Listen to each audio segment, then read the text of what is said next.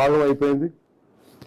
మన అభిప్రాయాలను చెప్పడానికి, ప్రజా సమస్యల్ని ప్రభుత్వ దృష్టికి తీసుకురావడానికి, ఒకరితో ఒకరు అనుసంధానం అవడానికి, ప్రభుత్వాన్ని ప్రశ్నించడానికి ఇది ఒక శక్తివంతమైన వేదిక.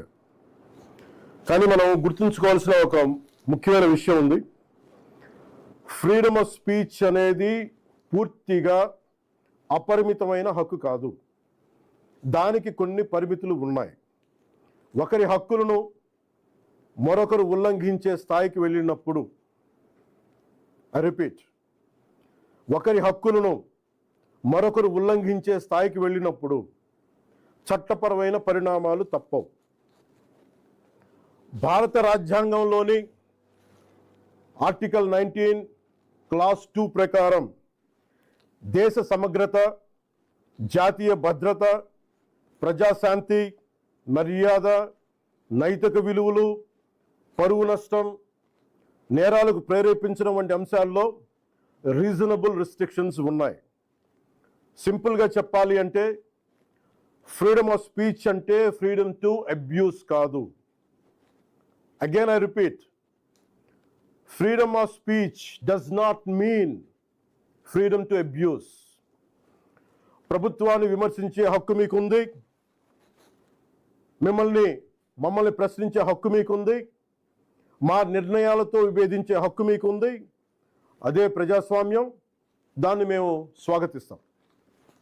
కానీ ఒకరిని తిట్టడం, డెత్ థ్రెట్స్ ఇవ్వడం, ఆధారాలు లేకుండా ఆరోపణలు చేయడం, మహిళలను టార్గెట్ చేయడం, మత విశ్వాసాలను అవమానించడం, ఒక వ్యక్తి గౌరవాన్ని దెబ్బతీయడం, హింసకు ప్రేరేపించడం, ఇవన్నీ రాజ్యాంగం కల్పించిన స్వేచ్ఛలోకి రావు.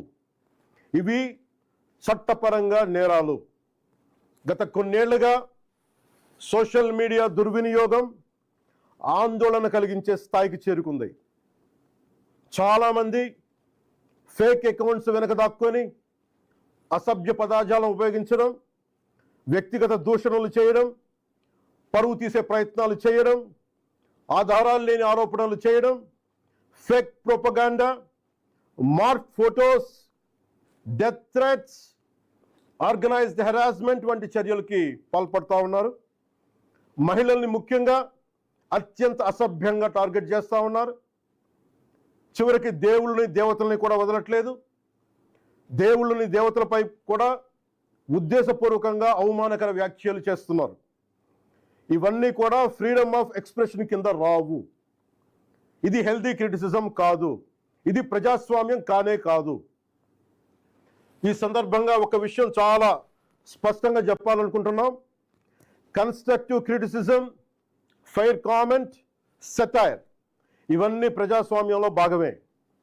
విభిన్న అభిప్రాయాలను వ్యక్తం చేసే హక్కును మేము పూర్తిగా గౌరవిస్తాం. కానీ malicious fake campaigns, hate speech, criminal intimidation, cyber harassment, organised abuse, ఒకరి పరువును ఉద్దేశపూర్వకంగా దెబ్బతీయాలనే ప్రయత్నాలు, ఇవన్నీ ఫ్రీడమ్ ఆఫ్ స్పీచ్ పేరుతో సమర్థింపబడవు. ఇంకో విషయం చాలా స్పష్టంగా చెప్తున్నాం. నేరస్తులకి, నేరానికి కులం లేదు, మతం లేదు, రాజకీయ పార్టీ లేదు. ఐ రీఐటరేట్, నేరానికి, నేరస్తులకి కులం లేదు, మతం లేదు, రాజకీయ పార్టీలు లేవు.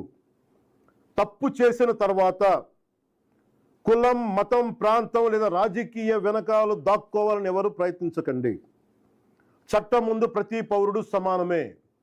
నేరం చేసిన ప్రతి ఒక్కరిపై చట్ట ప్రకారం చర్యలు తీసుకోబడతాయి. సోషల్ మీడియా దుర్వినియోగం వల్ల ఇబ్బందులు ఎదుర్కొంటున్న ప్రతి ఒక్కరికి